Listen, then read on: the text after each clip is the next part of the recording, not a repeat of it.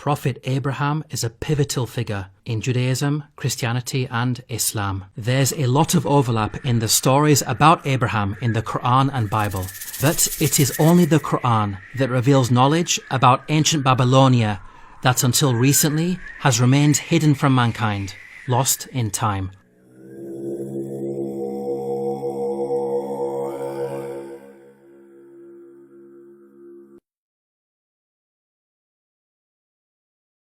Jewish, Christian and Islamic sources all place Abraham's birthplace in ancient Babylonia, the region where we find modern-day Iraq. This region worshipped a multitude of gods and goddesses. Of particular prominence in the pantheon were celestial bodies such as the stars and planets. Each city had a patron god, which they worshipped as their main benefactor and protector. The moon god Nana, symbolized by the crescent, was worshipped at Ur and Haran.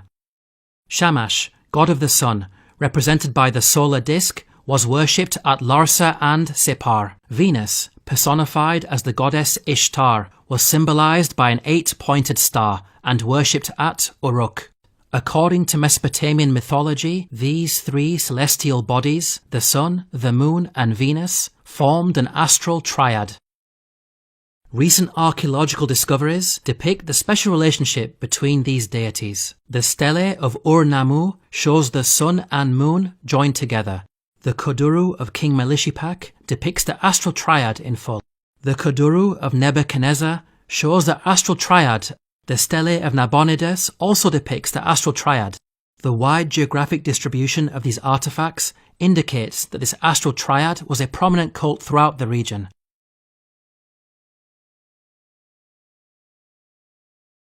The Quran informs us about some very specific details with regards to the idols that Abraham's people worshipped. فَلَمَّا جَنَّ عَلَيْهِ اللَّيْلُ رَأَى كَوْكَبًا قَالَ هَذَا رَبِّي فَلَمَّا أَفَلَ قَالَ لَا أُحِبُّ الْآفِلِينَ فَلَمَّا رَأَى الْقَمَرَ بَازِغًا قَالَ هَذَا رَبِّي فَلَمَّا أَفَلَ قَالَ لَئِن لَّمْ يَهْدِنِي رَبِّي لَأَكُونَنَّ مِنَ الْقَوْمِ الضَّالِّينَ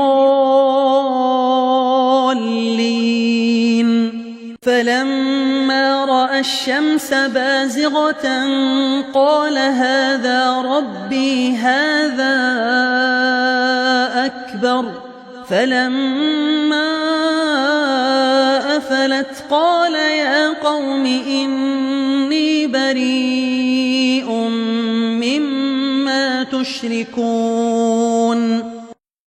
We can see the Quran draws our attention to their worship of the sun, moon and a third idol. Note the details provided about the third idol. So when the night covered him, he saw a star. But when it set, he said, I like not those that disappear.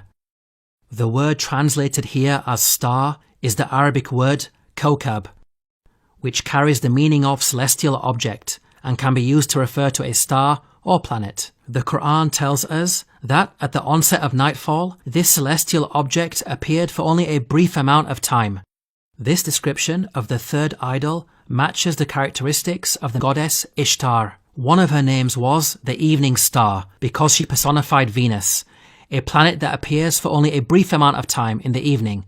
We can see that the Quran's claims about the idolatry of Abraham's people is accurate in light of what we know historically about the cult of the astral triad. Amazingly, such knowledge of ancient Mesopotamian religion was lost for thousands of years. It was recorded at temple sites such as the famous Ziggurat of Ur, which was buried deep beneath the desert sands. The temple was only rediscovered in the early 20th century, thanks to the excavation efforts of archaeologists such as Sir Leonard Woolley. Even the Sumerian language that these ancient artifacts were written in was unknown. It became a dead language around the 1st century, forgotten until the mid-19th century. In light of these facts, how could Muhammad, peace and blessings be upon him, have accessed such knowledge, given that he lived in the 7th century? The only source of knowledge about Abraham that would have been readily available would have been the Bible-based stories and Jewish legends in circulation. If we examine the Bible, we find that it's silent on such details. Long ago your ancestors, including Terah, the father of Abraham, and Nahor, lived beyond the Euphrates River and worshipped other gods. We can see that it makes no mention of specific idols that were worshipped. They are simply referred to as other gods. Regarding the Jewish legends that predate the Quran, one of the stories found is as follows. And a voice came into his heart, saying, all the signs of the stars and the signs of the sun and moon are all under the Lord's control. While this account does reference the sun and moon, note how it mentions stars in the plural. We can see that Jewish legend has a general awareness of their worship of celestial objects, but it lacks the specifics of the astral triad in the Quran. In another Jewish legend about Abraham, we find mention of the worship of elemental gods. Behold, the fire is more worthy of honour than all things formed.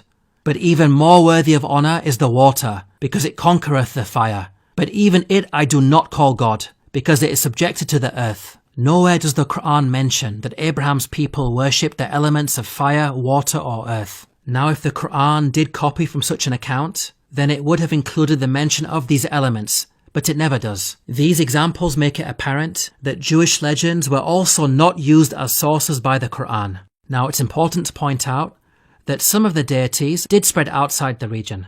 For example, Ishtar was also worshipped in Arabia. However, she took on very different characteristics. She became the male deity Athtar, representing the god of thunderstorms, symbolized as an antelope. In Egypt, she was Astarte, the goddess of war, symbolized by a horse and chariot. These incarnations are radically different to their counterpart, Ishtar, the evening star. We can see that Ishtar had a chameleon-like quality. Her identity was constantly evolving, with her attributes, symbolism and even gender differing from region to region. This would have made it difficult for Muhammad, peace and blessings be upon him, to accurately pinpoint her identity in the context of Abraham. In conclusion, the Quran is filled with stories about past nations, with its author consistently demonstrating accurate knowledge of the unseen at different times and places in history. This is not a quality of human beings, but rather the divine. The Quran proclaims that God Almighty Himself revealed such knowledge. تلك من أنباء الغيب نوحيها إليك ما كنت تعلمها أنت ولا قومك من قبل هذا. To learn more about the miracles of the Quran, please download your free copy of the book, The Eternal Challenge, at the link below.